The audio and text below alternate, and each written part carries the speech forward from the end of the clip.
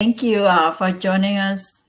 Happy Wednesday. Thank you for joining us again today here at every Wednesday at 10 a.m. Pacific time.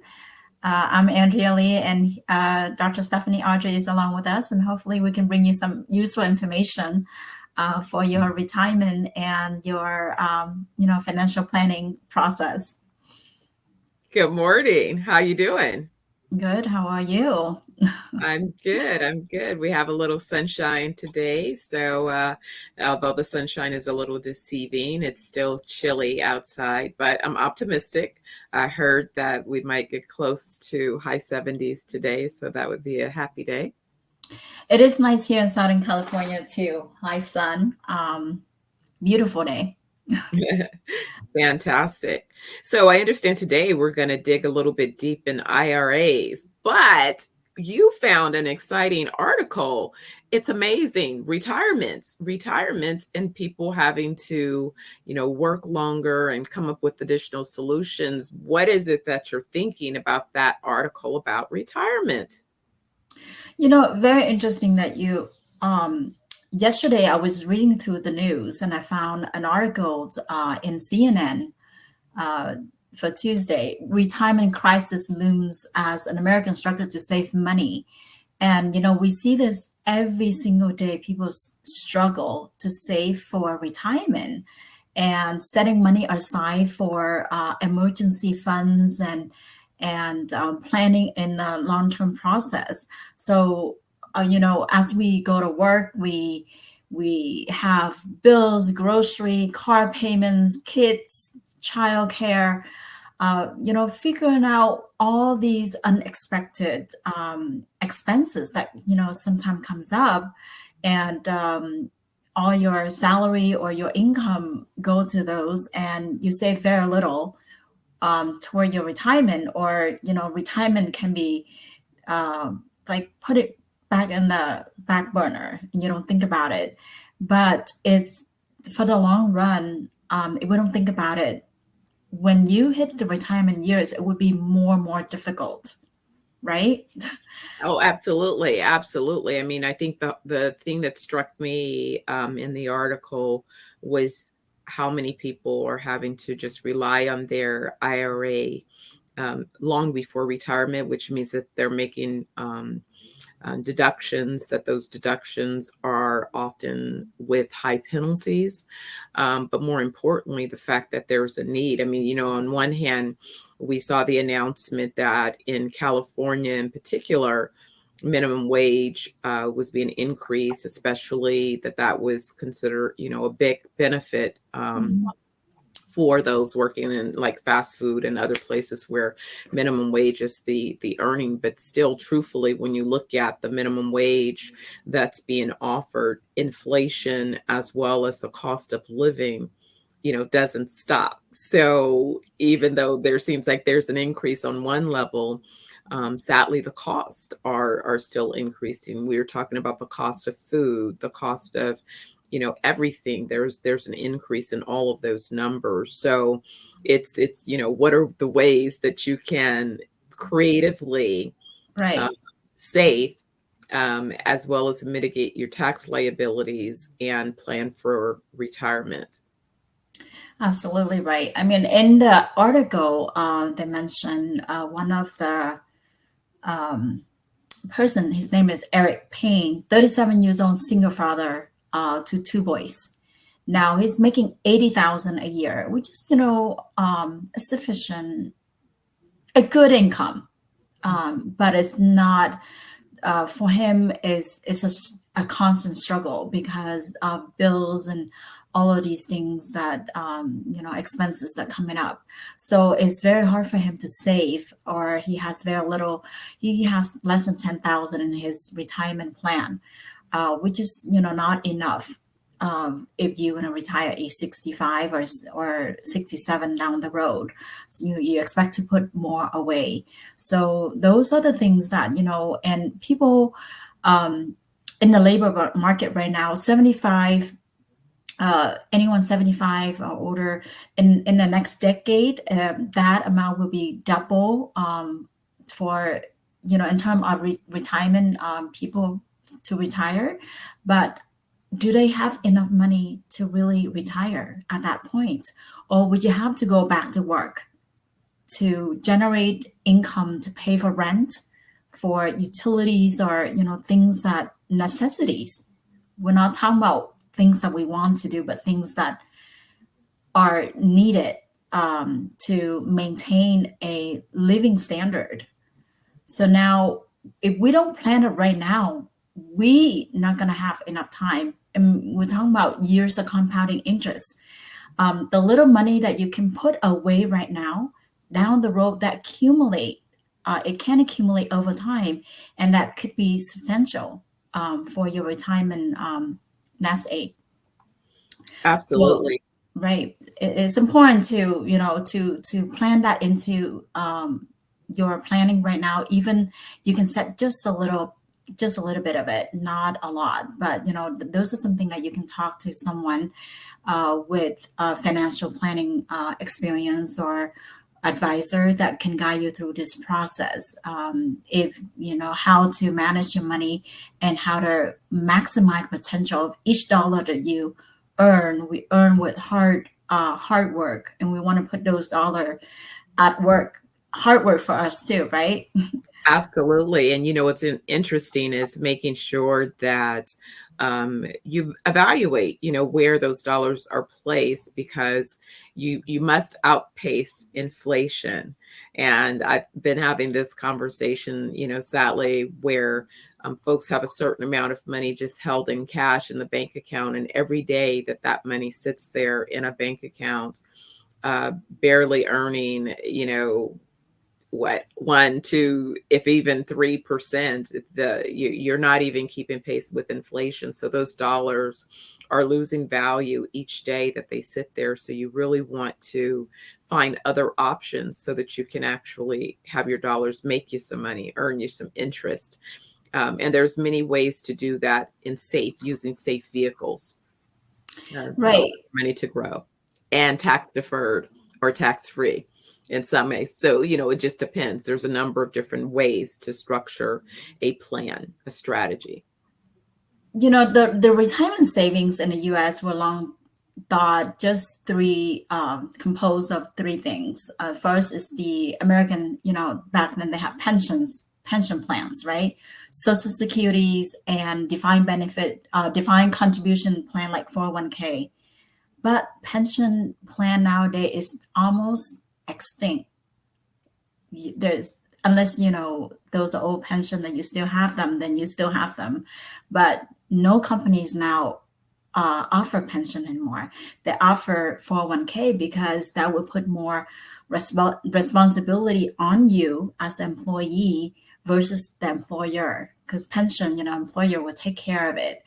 And it's great benefit for the employee, but it would incur a big cost for the employer. So now with the 401k plan, much of those responsibility is pushed to the employees.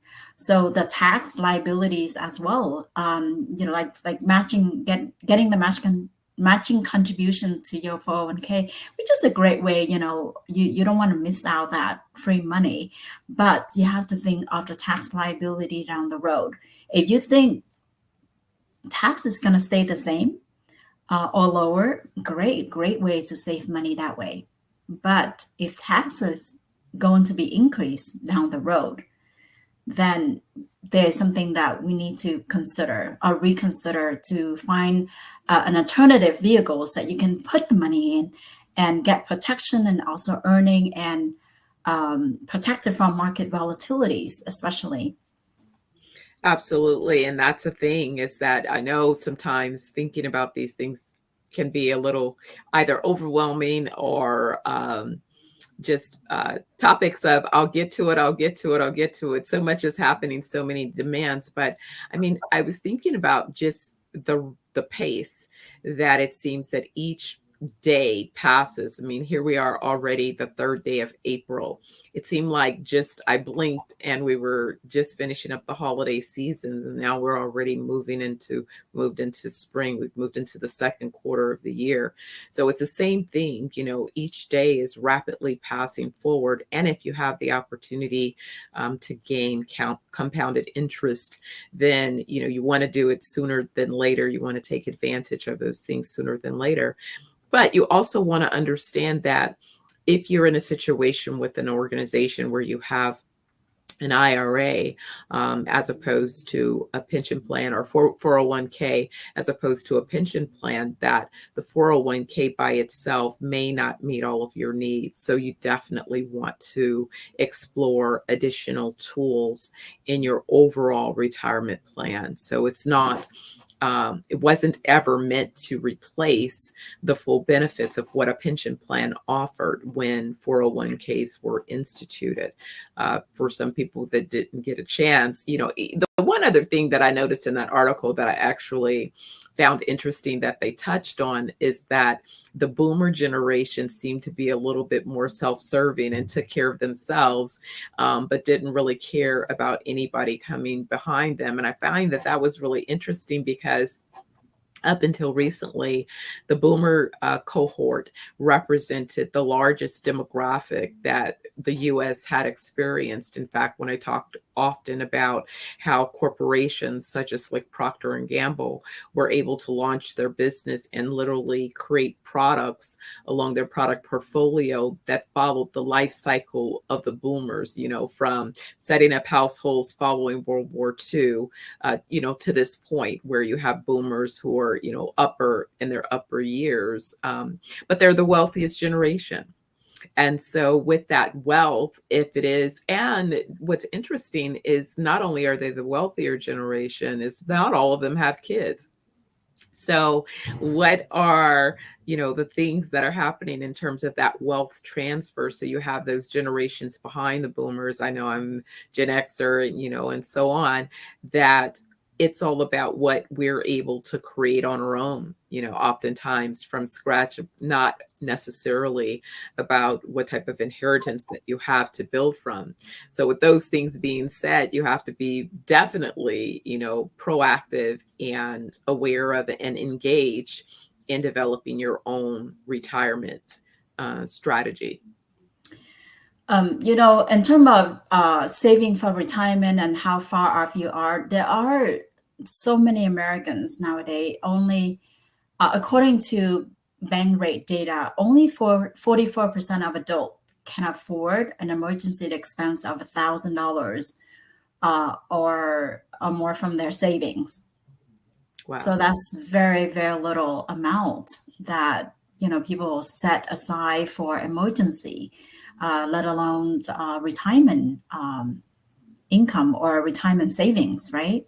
And also the 401k, in terms of 401k, 68% in private industry have access to the 401k plan, but only 50% use it. So then, what happens to the other 50%? What are they doing that can meet their retirement goals? So, we're talking about individual retirement accounts like IRA. So what is IRA? If you're not working or you're working, can you set up an IRA for yourself? You can, right? There is a limit of how much you can contribute, but that is an option that you can plan ahead and save money toward your retirement income. That's one of the vehicles. So today we're going to dive more in about IRA and Roth IRA and what are the differences and the long-term implications and the limits, how much you can put in. Excellent. Well, I think that not only, I don't know how much time we have to go through the types, but definitely, the importance of setting up. So yeah, let's begin.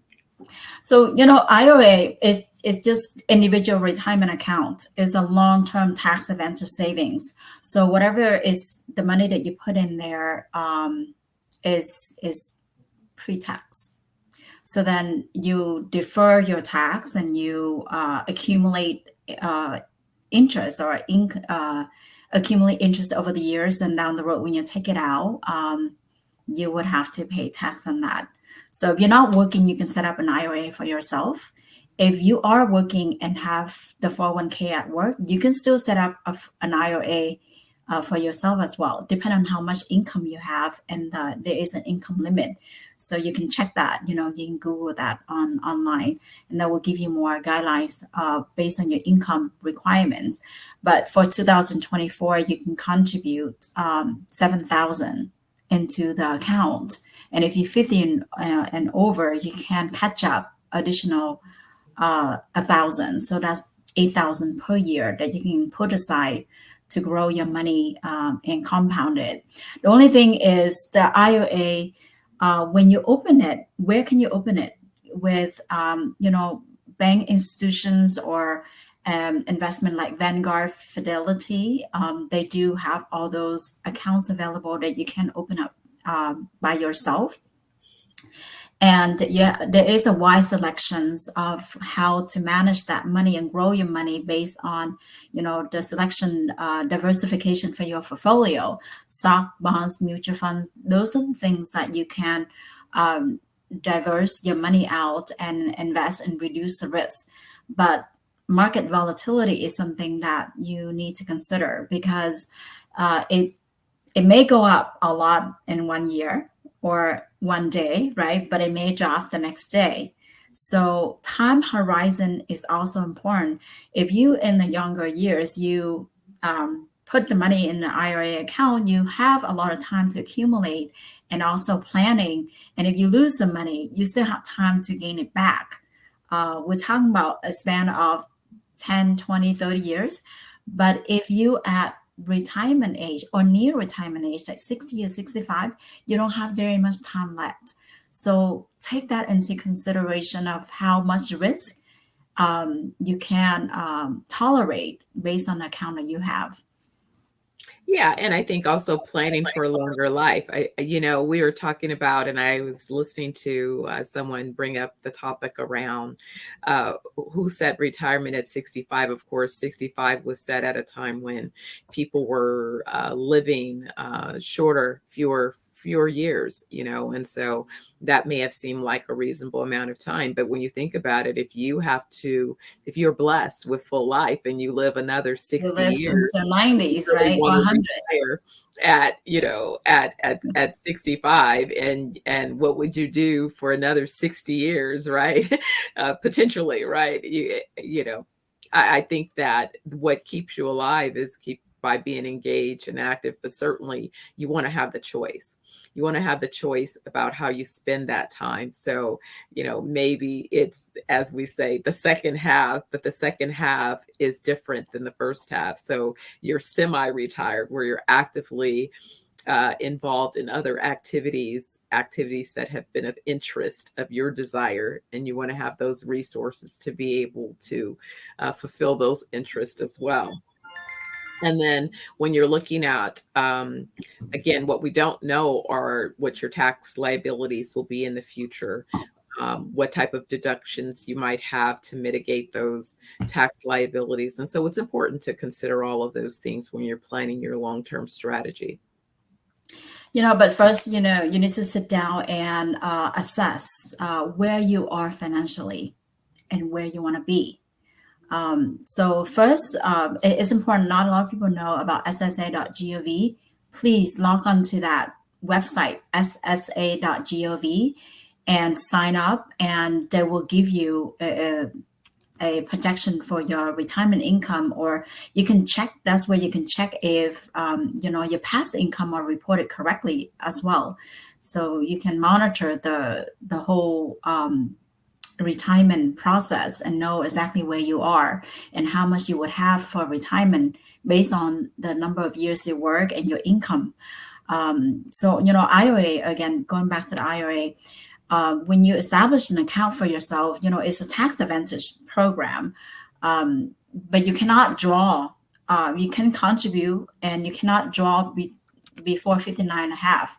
If you draw it out for emergency cases, there may be a situation that you can take it out without penalty, but before 59 and a half, you cannot take it out without paying penalty of 10%. So there are tax liabilities and penalty that you have to consider when you put your money into these kind of account. And then at 73, it's called RMD, required minimum distribution. You have to take out the money at this point based on the minimum amount, because of course the IRS would want their money, right? That's why you have to, a lot of people I talk to put a lot of money into their 401k or IRA, and at 73 they still working because they want to work, and they still earning income, and their 401k could sum up to $1 million or more. And at this point, they don't want to take out the money because of the tax liability. But you cannot take it out. The penalty can go up to 40%, which is very substantial. That is a substantial right? penalty. Yes, absolutely. Absolutely. So That's a huge hit. Yeah, so you have to consider all of these into the plan that you have, just so you may be looking for an alternative options that would allow you more flexibilities, that you can take out the money without penalty. You can earn interest based on the indexing strategy, that you don't lose the money when the market drops. Is that beautiful? Right? Absolutely. Market volatility is a huge part. If you don't, if you put a big chunk of money in there, let's say $1 million, and at 60, the market drops 30%, we're talking about 300,000 loss. So then how long it would take you to gain that back? How long do you think that would be? Well, it all depends. I mean, that's a reality. I mean, we've had several of those, bear markets where, again, that's what's happened. The value of retirements have been, significantly reduced. They say, it's only a loss if you take your money out and move it, because then that's at the point that you realize that loss. If you allow yourself to, double down, reevaluate, rebalance your portfolio, but keep it going, then some of those same stocks that may have experienced volatility may actually rebound. Maybe there's a bull market around the corner. However, it's all about what is your time horizon. And that's why you should consider what you're doing today may need to be adjusted in terms of where you are along the journey. That's why it's so important to have, you get a free annual, credit checkup. You need to do a free annual review of your financial plan, just to make sure that everything is where you'd like for it to be, and also anticipate any market changes, any market volatility, and any other factors that may have caused your retirement planning and portfolio to suffer, setbacks or losses. Just to give you an idea, how much gain you have to gain it back if you lost. Let's say if you lost 50% of your portfolio. The following year, you have to gain 100% to make it back. But gaining 100% would be impossible in 1 year, right? That would take times down the road to regain or recoup those losses, and to make it even, to break even. So it's when you have the money in the IRA, the 401k, try to diversify it out. Look at again, time horizon, and also can you redirect. Let's say if you left your work and you have previous 401k or IRA account, you can redirect that account into something that down the road that you don't have to pay tax when you take out the money. So there are strategies that are available that not a lot of people know. Indexing strategies, again, you don't participate into the market. Your money is not in the market, and that will allow you the opportunity to to gain when based on the index and protect when the market drops. So zero floor. So they say zero is a hero now because in that particular year, if the market drops below zero, you don't gain anything that year, but you don't lose a penny. That's So the all part. your gains are protected. Um, That's the most important part, is making sure you don't lose. right. And also, is and we're talking about the long-term investments. So over the course of 10, 15 years, if you participate fully in the market versus the indexing strategies, the indexing strategy always end up higher, or the income is higher than the regular strategy that participate fully in the market, because market volatilities, it's very volatile, it can go up and down. So again, IOA, great way to put away money. 401k, great way to put away money, but incorporate that into your whole plan, and try to redirect some of that asset that you have into tax-free retirement income, or gaining additional protection in event of uh, uh, illness that you no longer can work. And how do you get money? How do you get replacement income to protect yourself and your family in that kind of event? What kind of financial impact your family would experience if you no longer work, if you're no longer there, right? Is So these are the things that is important to reconsider when you're making long-term planning.